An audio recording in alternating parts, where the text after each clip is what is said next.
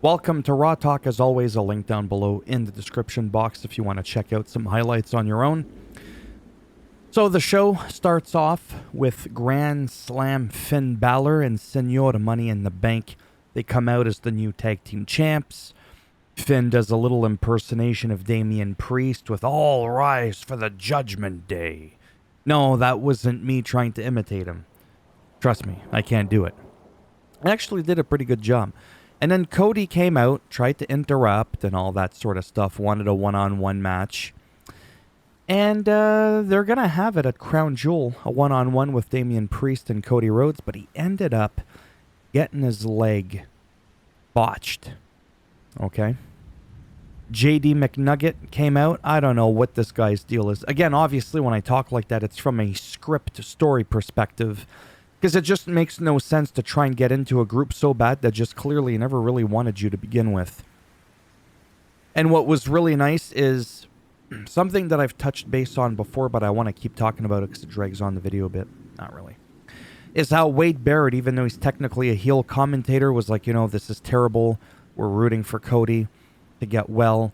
If this was back in the days of Bobby the Brain Heenan or even early days of Jerry the King Lawler, especially, in my humble opinion, one of the absolute best heel commentators of all time, Jesse the Body Ventura.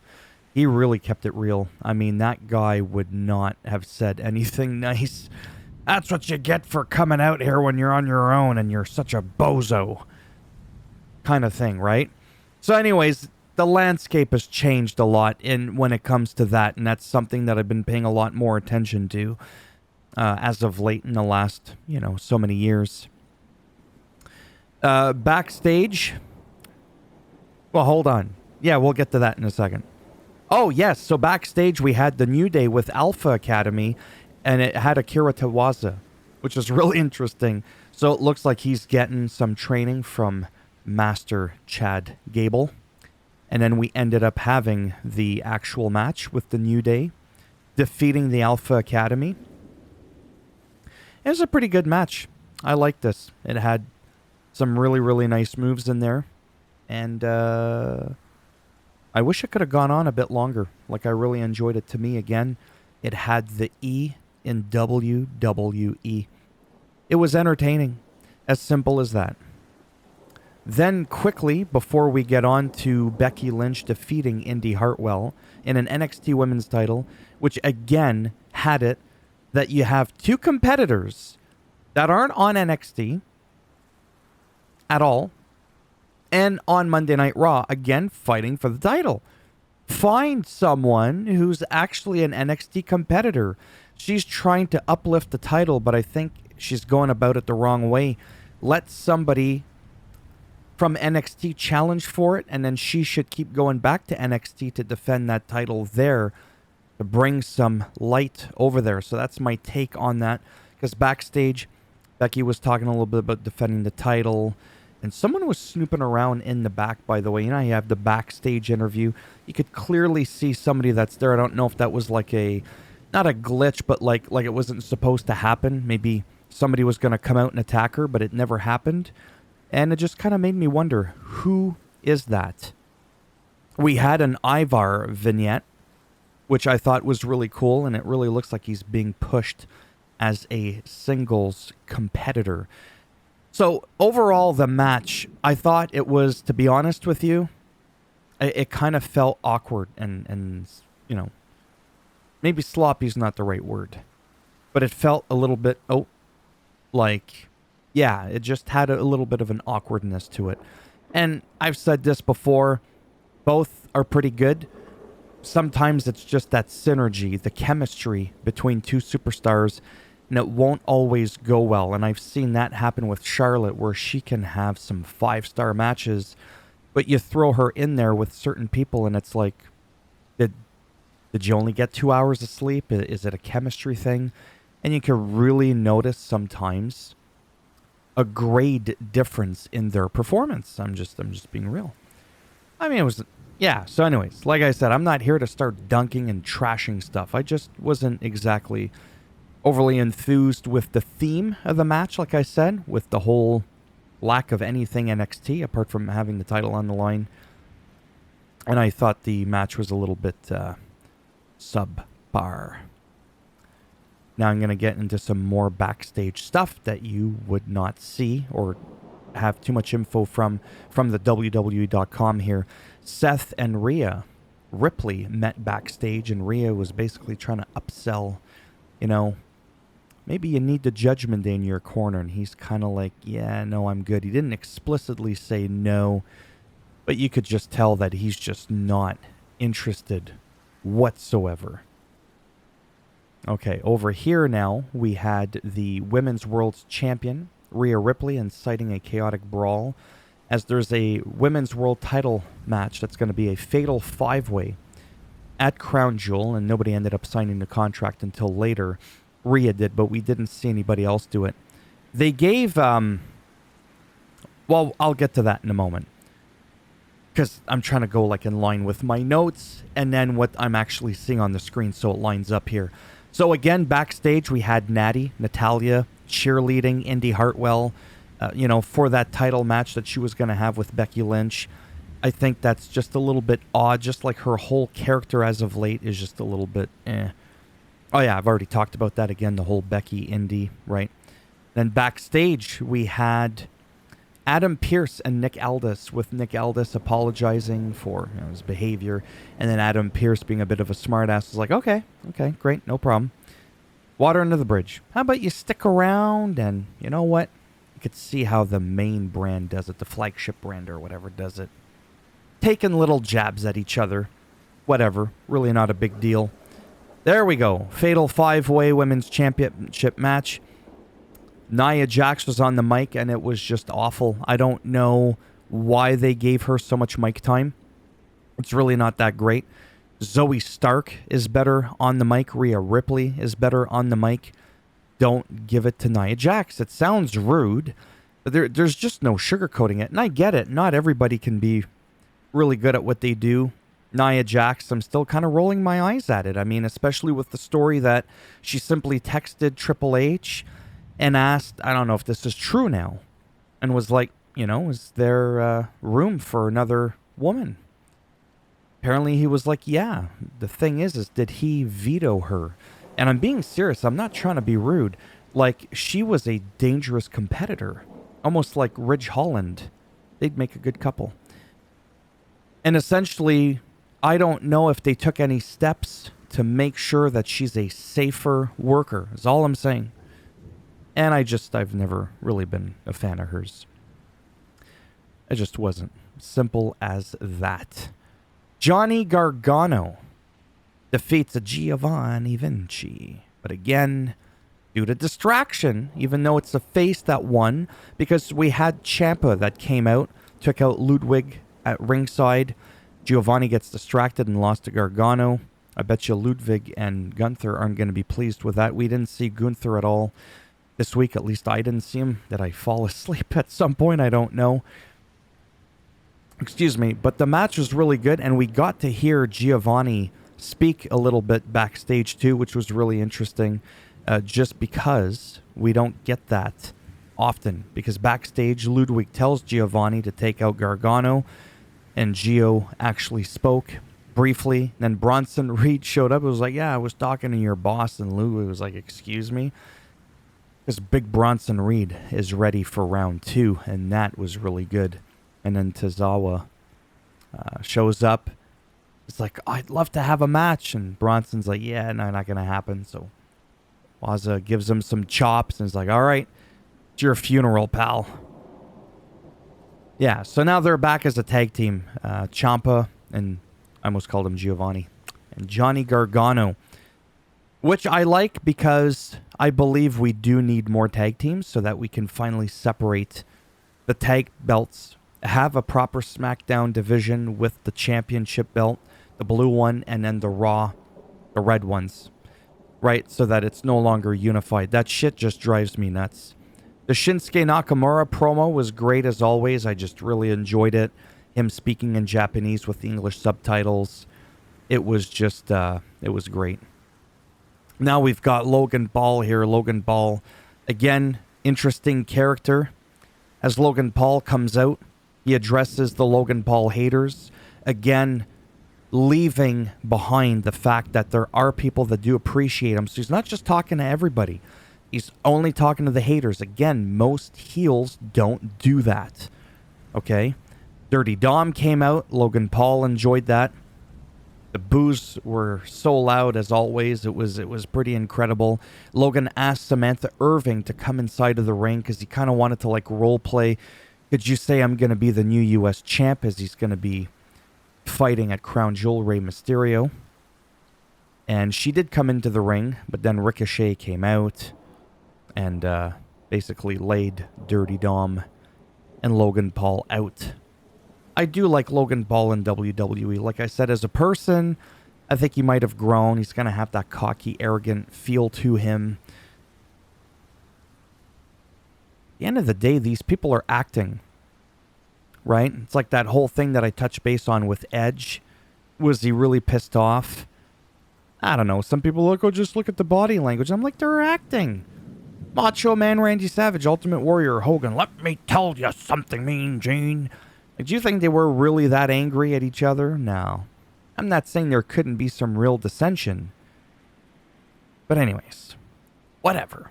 So that was that. Now this match again was just kind of like, I don't know, man. I don't know. See, I like Piper. I think Nikki Cross is a little bit funny. Because Natalya had a mystery partner who really didn't help her at all. So you had Chelsea and Piper. Nikki didn't even blink, I don't think, the whole time, which is definitely not something that I can say for myself. It was just kind of funny, and then she walked away. Then later we saw her backstage with Adam Pearce, kind of like looking like a zombie. And I'm just like, what are they going to do with her? Because they never did much. Now, Piper, I felt, is kind of like better in the ring than Chelsea. But again, I've said this a million times before, Chelsea's also playing a character. She's playing a role. I know that she's capable more of what we see on the screen, but that doesn't change the fact that sometimes some of the moves look a little bit like, I know it's wrestling and it's scripted, but hear me out. For example, when she did the whole, oh my God, it helps if I know the move, the name of the move, where basically you throw somebody against the ropes and you automatically drop down on your stomach because you're hoping that they're going to jump over you. And I just kind of felt like when she did that move, it looked very amateur-like. It looked like, and maybe that, again, that could be a part of the gimmick. I don't know. But I felt it was like really off-putting. It's like, anyways, it just didn't flow that great with those moments with her in there. But she could definitely be entertaining in her own right. Yeah, and then just, again, poor Natty, man. Just getting the Zack Ryder treatment. Speaking of Chelsea Green, because, you know, Chelsea Green and Zack Ryder are together. Matt Cardona. Drew McIntyre and Sami Zayn. We'll get to that in a second. So backstage, we had Jay Uso and Drew talk briefly. And it was just basically to be like, look, man, whatever happens to him is going to be on you now. Whatever that was really supposed to mean. And Miz was flapping his gums as always getting angry at Adam Pearce. Rhea Ripley shows up out of nowhere, and that's where she signed the contract for the Fatal 5-Way at Crown Jewel, and then she just walks away with the pen. She's like, I'm keeping this pen. And then on Twitter, what I really like, and this is where sometimes people talk about that whole social media has ruined wrestling. Well, this was nice because Adam Pearce was like, at Rhea, you know, adding her. I want my pen back. She's like, yeah, no. So it's like that little sort of feud, if you will, carried over onto Twitter. And I think that's kind of cool, right? Not everything's always got to be kayfabe. Some people are going to stay in character. Some people aren't. I'm okay with it. For me personally, I really enjoy being able to see the wrestlers outside of their character. That whole, like, Mark Calloway being The Undertaker for like 3 decades, and he never broke character, even going to the frickin' 7-Eleven or shopping or anything. I don't know, it's cool in one way, but at the same time, I really like being able to see him, Mark Calloway, not The Undertaker. When he's on screen, fine. When they used to do the Arsenio Hall, which was a talk show back in the 80s and 90s, you'd have wrestlers come on. They were pretty much always in character, just like with Regis and Kathy Lee. I'm looking up in space there, because if I look at my screen, I get distracted. So Regis and Kathy Lee used to have a lot of wrestlers come on. And I'll never forget that one time the Ultimate Warrior came out, and he was not in character, didn't have the face paint, nothing. And it was cool. It was one of those few rare looks at the Ultimate Warrior or anybody else that was outside of character. And I really appreciated that. It made me have more of an emotional attachment to some of these people, because they're real people, right? They're more than just their characters on the screen. Anyhow, kind of went off the track there, but not really. But it reminded me of all that because of that pen thing, because that little thing carried on onto Twitter or X. I call it Twitter because the goddamn URL is still twitter.com. Until it says x.com, shit's Twitter. So the Sammy and Drew match for me was amazing. Blue power bomb after wrestling around for a while shows great strength on Sammy's part. But Rhea Ripley came out to the apron. Now, it doesn't look like Drew McIntyre necessarily wanted that because he just walked by her. But don't forget, last week he was caught, which is where Seth Rollins called him out and said, look, I saw you getting a little chummy with Rhea Ripley there backstage. So it was the bullshit again. Sammy lost due to distraction. And this is where, again, backstage, Adam Pearce and Nick had their little chit-chat. Things got a little heated again. Adam Pearce didn't like that Nick Aldis was talking to his talent, which to me just makes no sense. And that's where Nikki Cross walked by looking like a zombie again with like no expression, no blinking whatsoever. And yeah. Big Bronson Reed versus Akira Tozawa. Damn it. I mean, it wasn't a bad match. The guy's really good. He's a good wrestler. He's in good shape. I wish we could see him more. Maybe he'll be around the Alpha Academy more because he had the shirt on. He came out with Maxime Dupree. All that sort of stuff. So maybe they're building up that stable. I think it would be cool. I think there's room for him. He's a solid worker. Again, just because you're a jobber doesn't mean you actually suck. I'll always go back to the whole Zack Ryder thing. Zack Ryder is a phenomenal talent. He looks the part. He sounds the part. He plays the part. But yet wasn't the part. Okay? It's how it is sometimes. As always, I just love Bronson Reed, man. And Akira. I am a big fan of his as well. This was nice to see, expected ending, but whatever, that's fine. And then backstage, we could see Alpha Academy hanging out with the New Day. Don't ask. And that's where Ciampa and Gargano were like, hey, you know what? We're back, and we're back as a team. Kind of like letting the boys know, watch out, sort of thing. And backstage, Drew and Seth get into it again, talking about the Judgment Day. Seth Rollins going, oh, the newest member of the Judgment Day. And of course, sorry, I got to think here. Of course, Drew was like, no, what about you when you were talking to Rhea? And you didn't exactly say no. And they both made it clear, at least in the backstage little snippet there. Neither of them are interested in the Judgment Day. And when it comes to Damian Priest and Jey Uso, Damian picked up the win. Finn distract again. These fucking distractions piss me off. There's a lot of them.